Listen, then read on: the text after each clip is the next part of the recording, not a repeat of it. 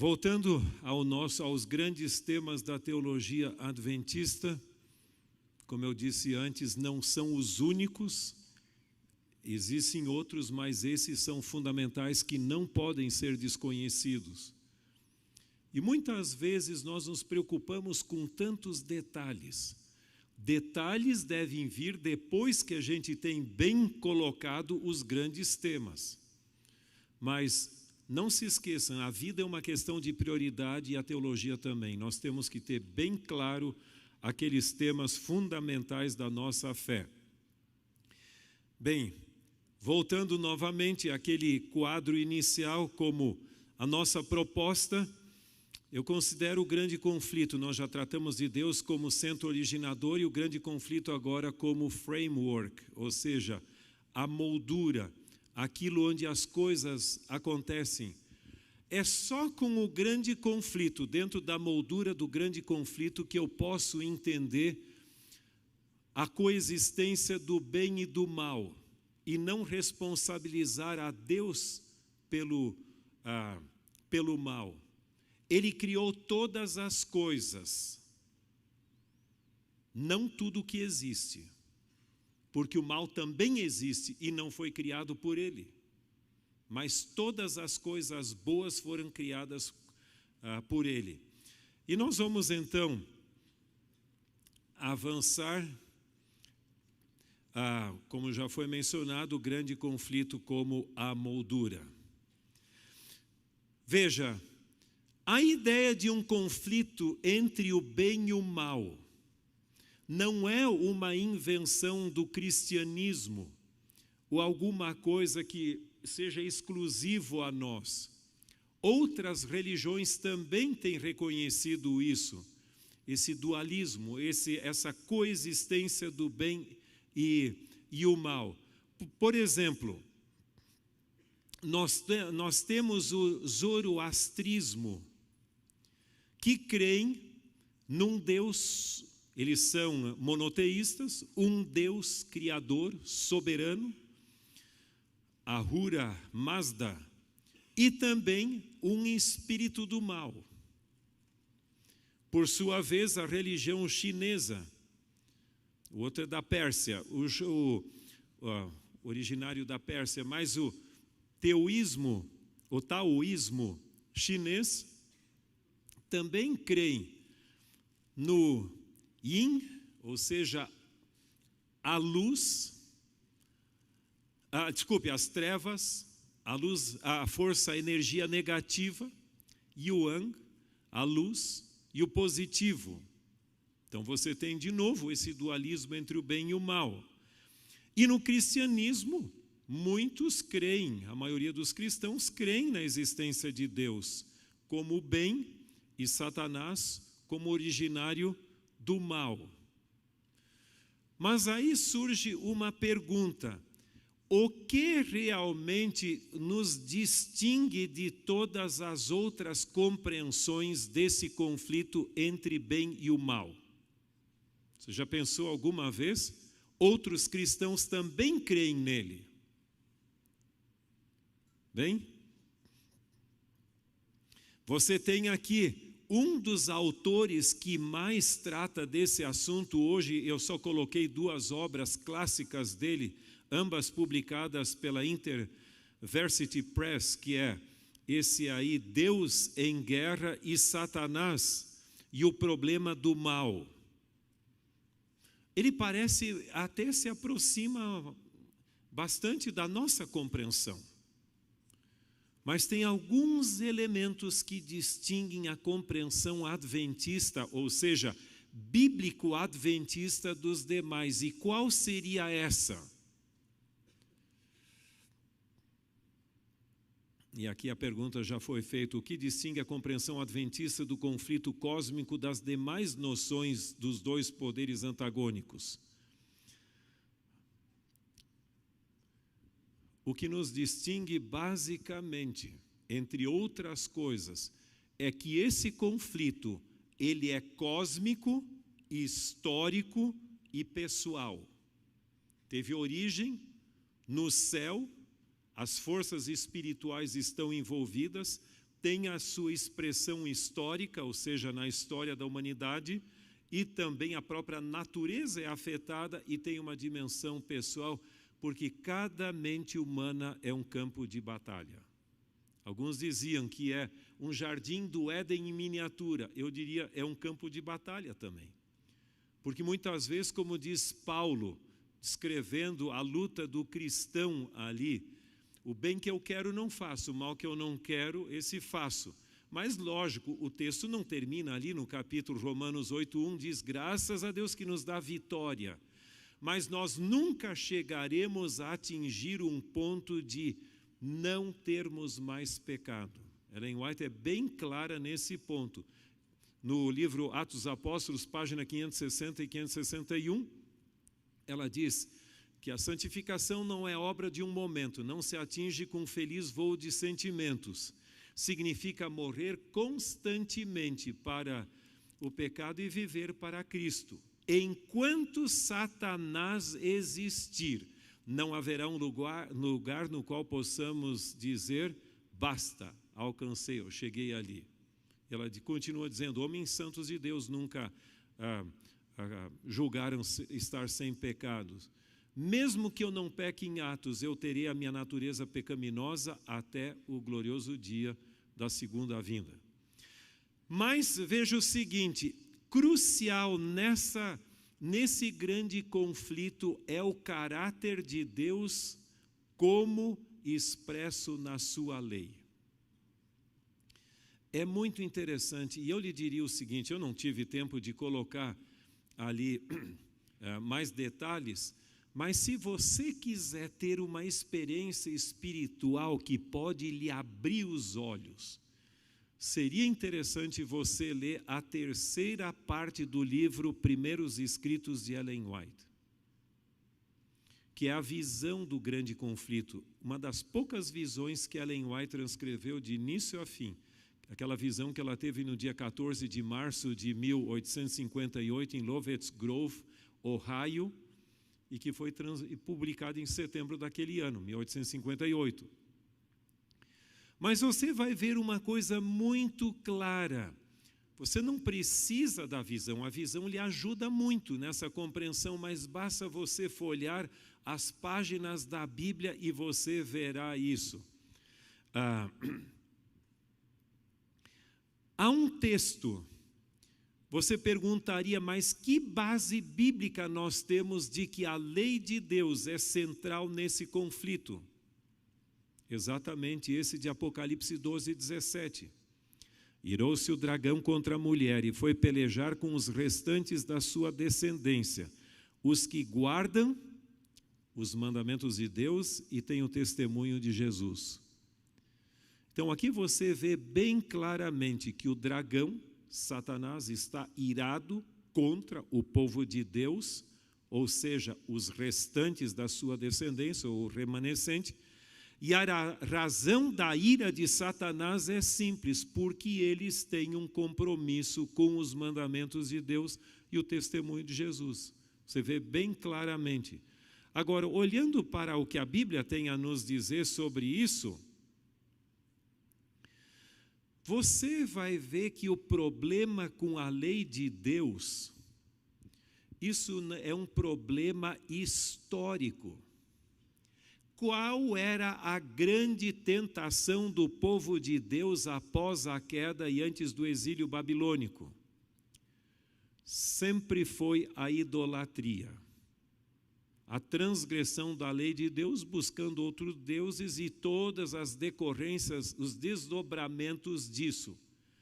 Porque é praticamente impossível você transgredir um mandamento da lei de Deus e continuar leal a outros. Isolar um mandamento. Normalmente é uma reação em cadeia. E a idolatria levava a outros problemas. Com o exílio babilônico, o diabo conseguiu convencer alguns mestres do judaísmo a ir para o extremo oposto. Olha, se a gente foi para o exílio babilônico por causa da transgressão da lei de Deus e do sábado, isso Isaías é bem claro, e alguns profetas, nós vamos dar murros em ponta de faca e não vamos ir para um outro exílio. E aí você tem um Mishnah com todas as suas codificações, etc, etc. Então, da idolatria para o legalismo. Satanás aparentemente tentou evitar a morte de Cristo na cruz do Calvário, porque alguma coisa podia acontecer. Não conseguindo, transformou-a na mais terrível forma de morte. E então, ele na sua astúcia, ele passou a convencer, segundo o livro Dons Espirituais, volume 1, que é a terceira parte ali, aos próprios cristãos de que o instrumento de confirmação da lei, que o pecado não podia, a transgressão da lei, não podia ser resolvido sem o sacrifício vicário de Cristo na cruz do Calvário, que esse mesmo instrumento de confirmação da lei estaria anulando a lei. E aí entrou para o outro lado do antinomianismo, ou seja, a graça supera a lei. A lei para o Antigo Testamento, para a dispensação da lei, e a graça, em outras palavras, ali você tinha lei sem graça, no sentido ambíguo do termo, né? Lei sem graça. E agora você tem graça sem lei. E então, é muito interessante, se você der uma olhada no livro Testemunhos para Ministros em português, tem uma seção no final intitulada Os Enganos de Satanás, onde ela diz que Satanás, no final dos tempos, ele haverá de voltar a perseguir o povo de Deus, os que guardam o sábado. E ali não é dito que aquilo é condicional à realidade americana, que hoje é mais democrática, que leis dominicais não vão acontecer. Se você me disser isso, eu lhe diria também que, nesse caso, Satanás se tornou mais amiguinho do povo de Deus, né? E sua ira não vai se acender mais. Mas ali nos concílios mesmo ele disse que não, e vamos perseguir aqueles que insistem em guardar o sábado bíblico. Mas aí ela acrescenta, onde você vai ver a descrição de um concílio de Satanás com os seus anjos, onde ele mesmo assume a liderança e diz: antes de usarmos medidas opressivas, ou seja, usarmos a força, nós levaremos o povo de Deus a crer que as reivindicações de Deus são menos restritas, que uma vez creram e pela conformidade com o mundo exercerão maior influência sobre os mundanos. Assim os separaremos de Cristo e eles não terão poder para enfrentar ou vencer as nossas ciladas. E não é isso mesmo que a gente vê hoje? Esse evangelho, aquilo que Dietrich Bonhoeffer fala de a graça barata, né? A graça sem compromisso. Então, não é sem motivo que no livro Grande Conflito depois Deus há de vindicar a sua própria lei que vai aparecer. Não diga que isso são as tábuas de pedra lá, porque elas eram pequenas, né? Não eram grandes.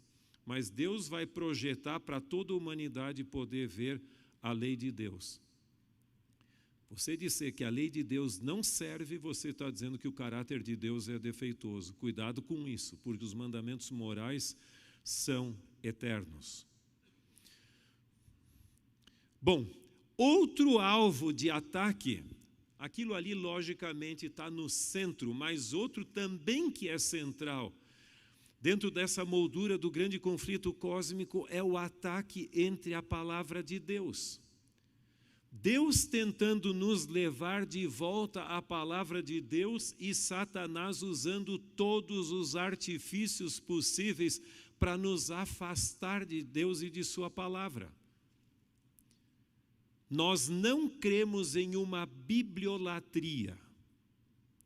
Mas não se esqueçam de uma coisa: o relacionamento com Deus é mediado pela palavra.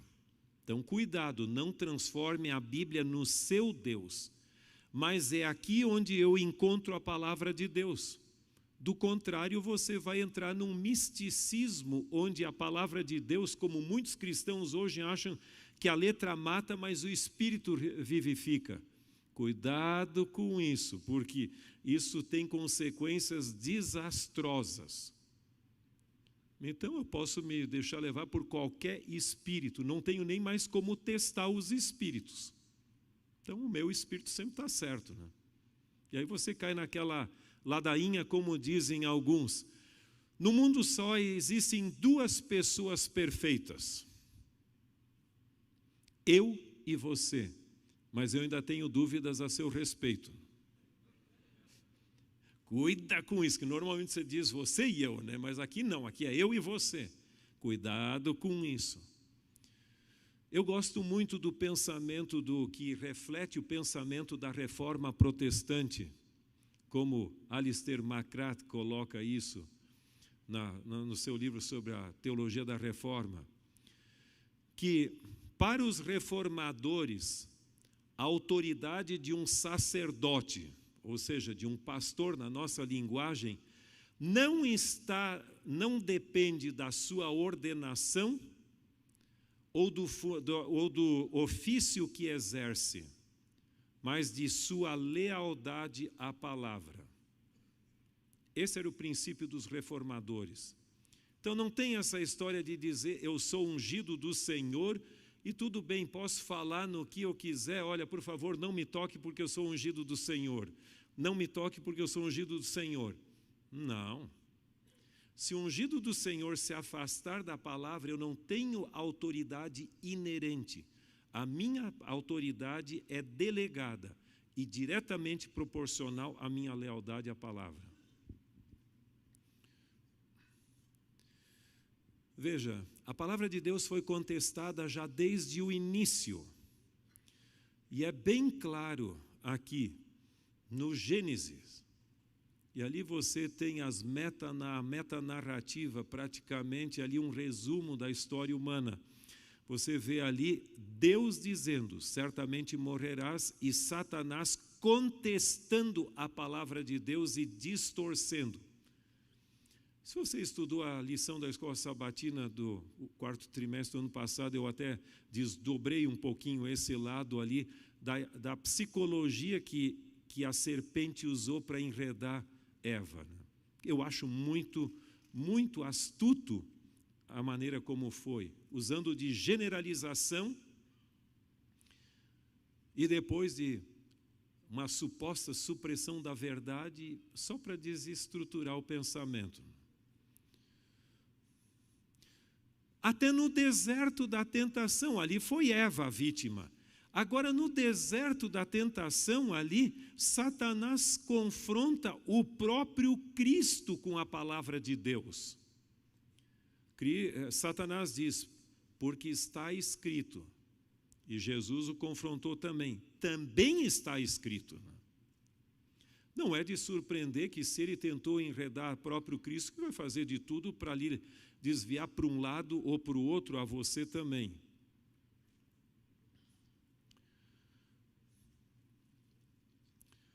Aqui tem uma citação da meditação matinal Cristo Triunfante, no 16 de agosto, onde Ellen White diz uma coisa que nós teríamos que tomar bem a sério. Os que pensam não ser importante se creem na doutrina, contanto que creem em Jesus Cristo, encontram-se em terreno perigoso. Sabe, isso é uma ilusão. Seria a mesma coisa que eu dizer, a minha esposa está sentada ali perto do corredor, lá no fundo, eu dizer, olha, eu amo profundamente a minha esposa, mas detesto as ideias dela. Andarão dois juntos se não houver entre eles acordo? Não tem como. Então, o que é a doutrina? a doutrina bíblica, não a doutrina filosófica ou humana, mas a doutrina bíblica é uma expressão da vontade de Deus para nós. Paulo fala inúmeras vezes sobre zelar pela doutrina. Quem é alguém para dizer que a doutrina não? Eu estou com Cristo, a doutrina não precisa. Por quê? Se você não tem a sã doutrina, você vai ser levado pelos sofismas do mal, porque é pelas falsas teorias e tradições que Satanás obtém sobre a mente do homem, aliás, obtém poder sobre a mente do homem.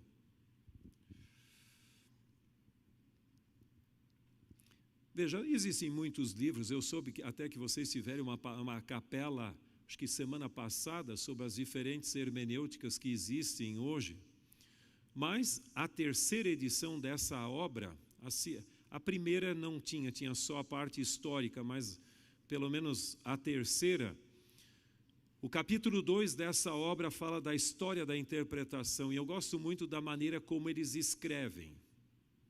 Eu não vou dizer que concordaria com todos os detalhes, mas a capacidade de síntese desses autores é muito grande. E o capítulo 3 é só abordagens literárias e sociocientíficas da Bíblia. Hoje você tem tudo que é hermenêutica. Isso é um reflexo do pensamento contemporâneo, que o que interessa não é o que a Bíblia diz, mas o que eu entendo dela. Outra vez o eu está acima de tudo. Cuidado com isso.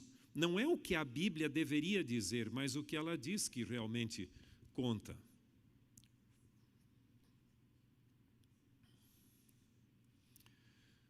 No livro, voltando de novo à obra de Gerhard Hasel, que é um clássico, uma vez o próprio autor me disse que o livro dele estava sendo usado em a teologia do Antigo Testamento, principalmente estava sendo usado em mais de 100 universidades e seminários teológicos ao redor do mundo.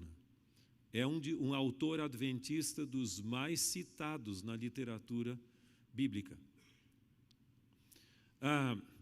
Ele diz o seguinte, e essa aqui compensa você também não esquecer. Existe uma dimensão transcendente ou divina na história bíblica, com que o método histórico crítico é incapaz de lidar.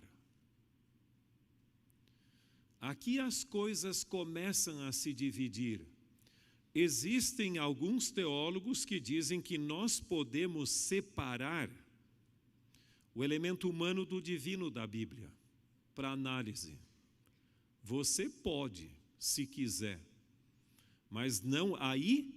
O lado teológico e a função da Bíblia é realmente distorcida. Assim como você não deveria separar a natureza humana de Cristo da sua divindade, também você não deveria jamais isolar o lado humano do lado transcendente e divino da Bíblia. A Bíblia tem muitos milagres. Tem muitos elementos sobrenaturais. Se você meramente analisa a linguagem dela, você está perdendo o propósito da Bíblia. Se você ler o final do Evangelho de João, você vai encontrar algumas declarações importantes. Por exemplo, são os evangelhos biografias de Cristo? Não. Não são biografias de Cristo. São evangelhos. O que são evangelhos? São livros escritos com um propósito salvífico. Contém informações biográficas, mas o propósito não é história pela história meramente. João diz mesmo no final do seu evangelho, eu poderia ter escrito muito, Jesus fez tantas coisas, se as suas obras fossem registradas, nem o mundo todo podia conter os livros. Lógico, ele está usando de uma hipérbole, né? Um exagero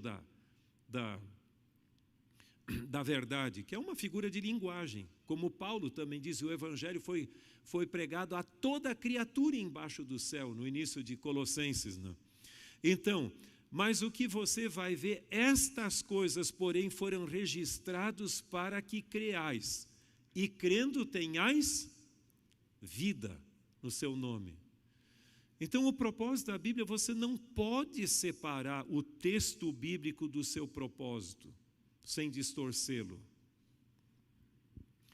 E as metodologias que não levam em consideração a dimensão transcendente, não só o método crítico histórico, mas todas as demais, não fazem justiça à Bíblia com o seu propósito e a sua natureza. Agora, tem um tema que nós muitas vezes não gostamos de abordar, que é a questão da natureza humana e da morte. Mas a morte é tão antiga quanto a história da humanidade após a sua queda. E todos nós vamos nos deparar com a morte de alguns entes queridos, ou quem sabe nossa mesmo, se Jesus não vier. Eu considero essa é uma das doutrinas mais importantes, uma doutrina fundamental da fé adventista e que tem passado quase que ignorantemente. Muito pouco se toca nisso. Desculpe a sinceridade, mas eu tenho a impressão de que o diabo fez a festa e nós estamos aqui deitados eternamente em berço esplêndido. A gente pode tocar um pouquinho, mas fica por isso. Eu espero que você não entre nesse mundo, mas se você acompanhar todas as ideologias que têm sido propagadas no mundo, eu fico muito triste com a nossa, sei lá se, leviandade nesse assunto. Eu estou dizendo como adventistas no sentido geral, não estou falando para vocês aqui. Em realidade, quando eu fui convidado para escrever a lição da escola sabatina do quarto trimestre do ano passado, o motivo foi simples, eu não escolhi esse tema, eu até não ia escolher. E quando cheguei em casa, até minha esposa disse, logo esse tema? Ninguém vai querer ler essa lição. Eu disse, não, mas há uma necessidade. Você vai ver que pelo menos 10% dos membros da igreja não entendem o assunto em nível mundial. Ou não entendiam, quando foi feita uma pesquisa, e muitos outros não têm como explicar alguns dos detalhes. E se esse é um dos temas fundamentais no grande conflito e nos desfechos finais, como é que a gente pode ser tão silente nisso? Bom, vamos avançar um pouquinho nisso aqui. Voltando àquela mesma declaração, já no início da história humana, não foi só a tensão entre a palavra da serpente e a palavra de Deus, mas o tema envolvido era esse: certamente morrerás, não morrereis.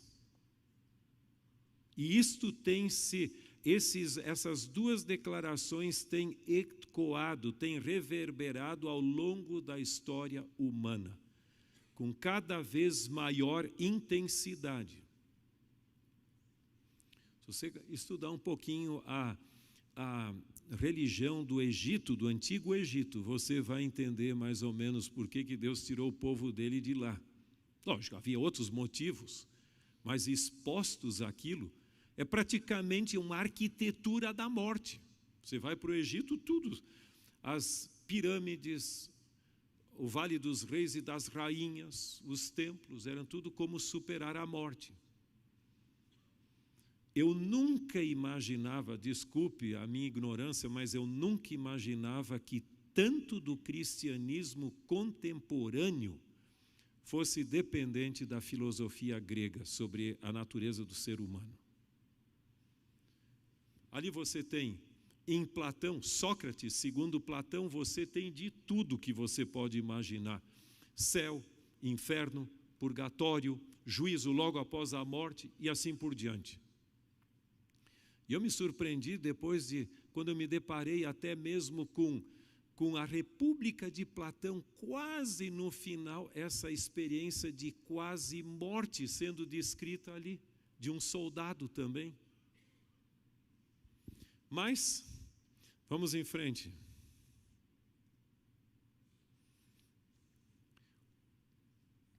Alguns de vocês talvez já ouviram falar sobre isso, mas não vem ao caso. Mas certa vez, quando eu estava estudando na Andrews, eu tive um diálogo com esse colega, Steve Bauer, que é professor da Southern, e ele me contou que quando ele era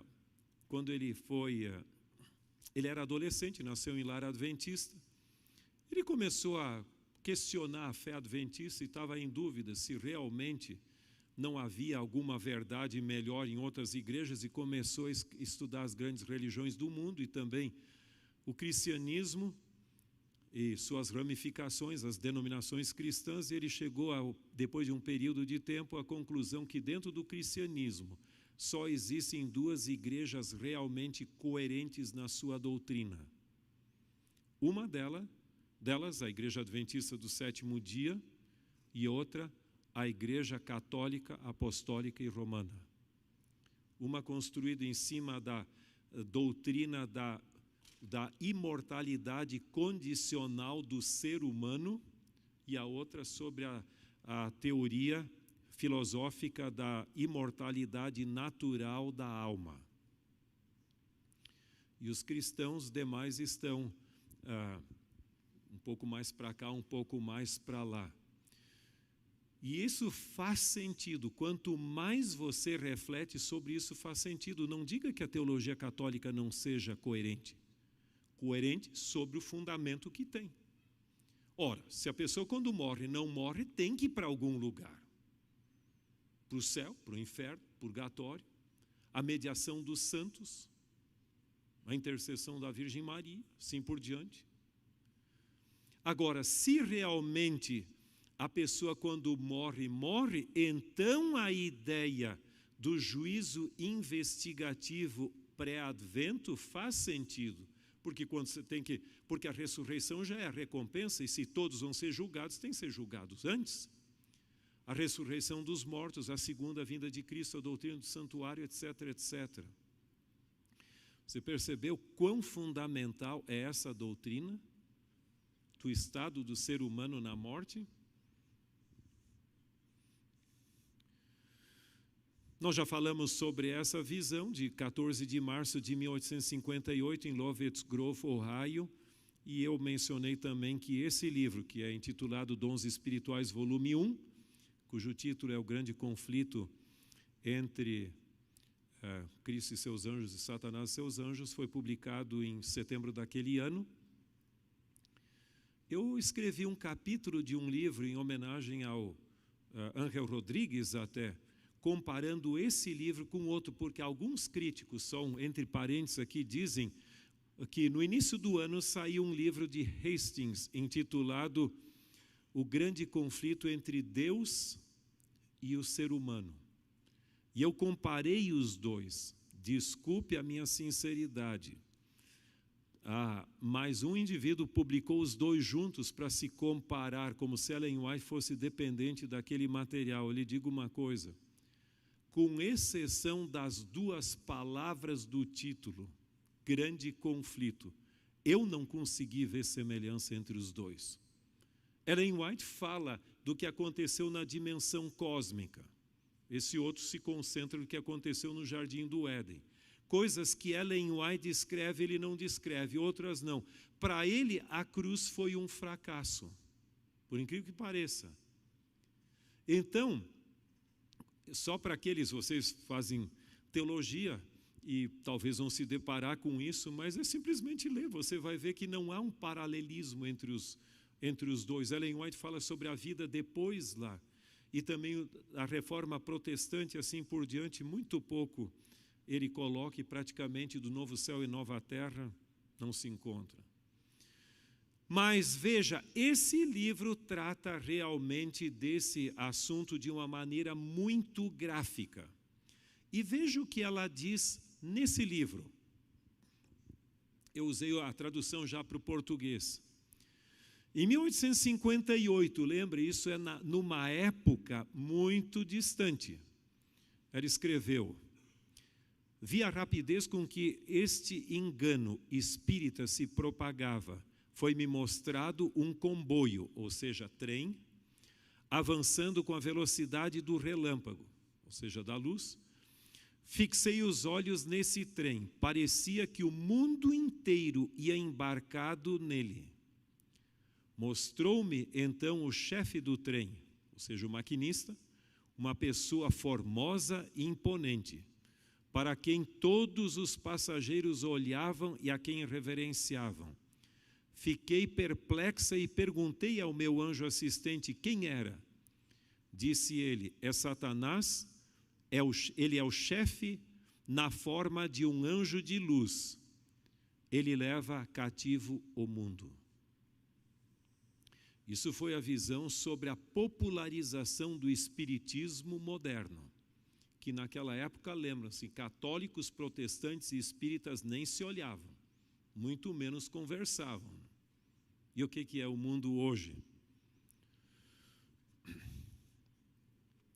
Eu só coloquei uma ilustração do trem-bala ali, e ali é o lugar onde começou o espiritismo moderno em Hydesville, no estado de Nova York.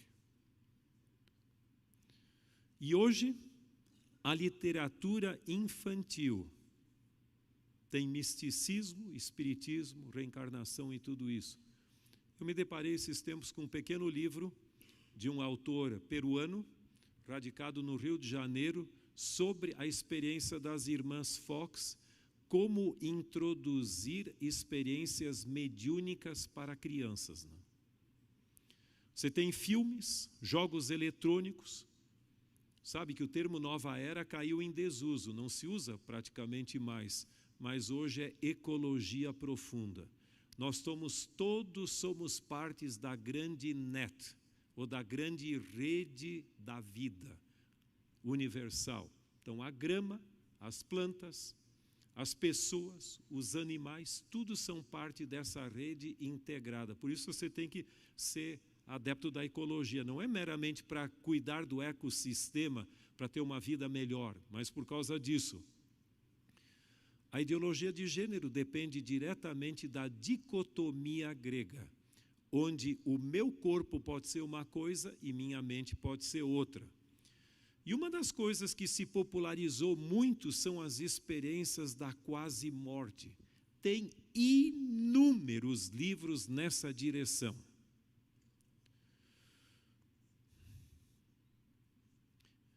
Em 1975 saiu o livro Vida Depois de Vida. Vamos avançar. Mas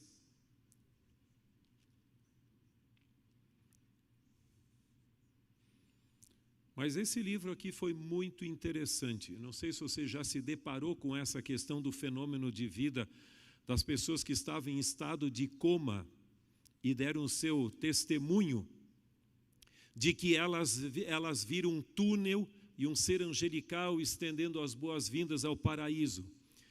E eu fiquei, quando eu me deparei com isso, eu era distrital ainda em Ijuí, no Rio Grande do Sul, perto, não tão longe de Erechim, não é? Mas eu me fiquei assustado. Eu me deparei com um artigo na revista Psicologia Atual, acho que é o Psicologia Hoje, eu não lembro bem o título, que dizia que era uma alucinação, como quando você consome LSD, que o cérebro libera questões. Mas este livro aqui, tem a tradução de Portugal e aqui do Brasil dele, ele deixa bem claro que esse é o mais amplo estudo já feito sobre esse fenômeno. Que mais de 40%, cerca de 42% das pessoas que nunca tiveram tido experiência mediúnica ou paranormal anterior e passou por essa experiência de quase morte, elas passam a ter experiências mediúnicas e paranormais após essa experiência. Então não é algo meramente uma alucinação, é uma escola de espiritismo. Desculpe a sinceridade, em muitos casos.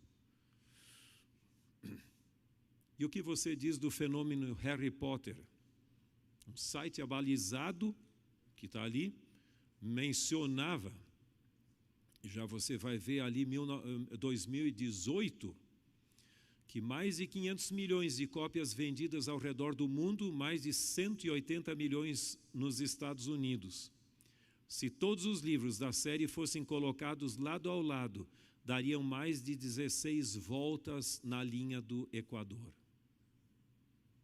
E onde estão nossas respostas? E o que você diz do arrebatamento secreto, né? Que está tão popular dentro do cristianismo. Temos que terminar. Ellen White diz assim: os apóstolos, conforme os personificam espíritos e mentiras, são apresentados contradizendo o que escreveram sobre a inspiração do Espírito Santo quando estavam na terra. O que ela está dizendo ali? Que nos últimos dias, demônios vão personificar os apóstolos de Cristo, os evangelistas, e vão dizer: não, no meu evangelho eu escrevi isso, isso, isso, mas os tempos mudaram e hoje nós temos que atualizar a Bíblia. 2000 anos depois. Então, cuidado, que muito dessa história de atualizar a Bíblia, de reescrever a Bíblia, que anda em muitos lugares desse planeta, eu não tenho dúvidas que está preparando o caminho para os enganos finais. Última coisa é o estilo de vida. Vamos avançar imediatamente para o próximo. O estilo de vida também tem sido afetado. Assim, brilhe a vossa luz diante dos homens, para que vejam as vossas boas obras e glorifiquem o vosso Pai que está no céu. Nós já falamos desse texto. O que acontece, e esse eu gostaria de deixar uma reflexão com vocês. Os adventistas do sétimo dia, como um todo, já foram poderosos no uso da Bíblia. E eu me refiro principalmente na pregação, nas classes MVs, dos missionários voluntários. E quando alguém encontrava um adventista, ele tremia muitas vezes porque conhecia muito da Bíblia. E nós já tivemos vários campeões da Bíblia adventistas em nível nacional e internacional. Entre eles o próprio Chico Bíblia. Mas hoje tente fazer um teste de doutrinas nas igrejas. No tempo que eu fui professor de teologia aqui, nós fizemos 2 vezes com os teologandos até. E foi complicada a coisa.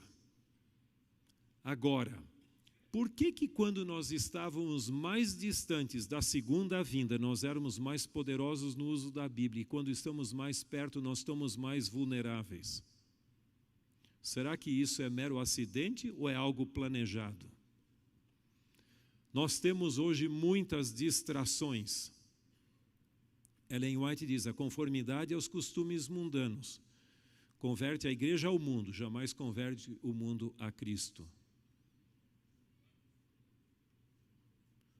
Bom, só para ter uma ideia, eu gostaria de concluir com isso aqui, só dizer, hoje uma das coisas dentro desse grande conflito que é muito atacado é o Espírito Santo. Por quê? Eu tenho uma explicação, porque o Espírito Santo é o agente neutralizador da obra de Satanás. Então, nada melhor do que tirá-lo do caminho. Mas que Deus coloque no seu coração e no meu esse ardente desejo de se comprometer com os grandes fundamentos da nossa fé, nesses dias onde muitas pessoas estão sendo arrastadas por tudo que é tipo de ideologia antibíblica. Deus abençoe.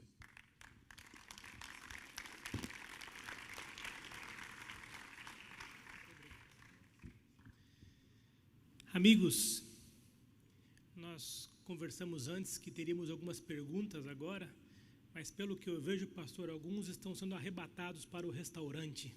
Ok. Então, quem sabe, deixemos as questões para amanhã. Pode ser? E aqui o senhor ora por nós? Sim, com certeza. Não, o pão e o peixe são muito atrativos, não são? Lembra do sermão do pão da vida? Sim. Mas, desculpe avançar um pouquinho mais do que o horário você tinha, mas vamos orar. Colocamos em pé, então.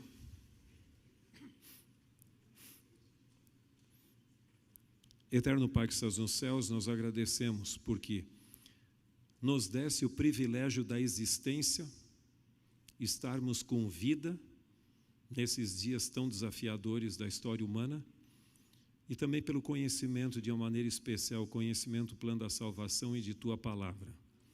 Que Tu possas colocar no coração de cada um de nós esse grande desejo de que custe o que custar, que nós não permitamos que Satanás venha nos distrair com questões de menos importância, mas que possamos manter bem claro em nossa vida, em nossa mente, os grandes fundamentos da fé.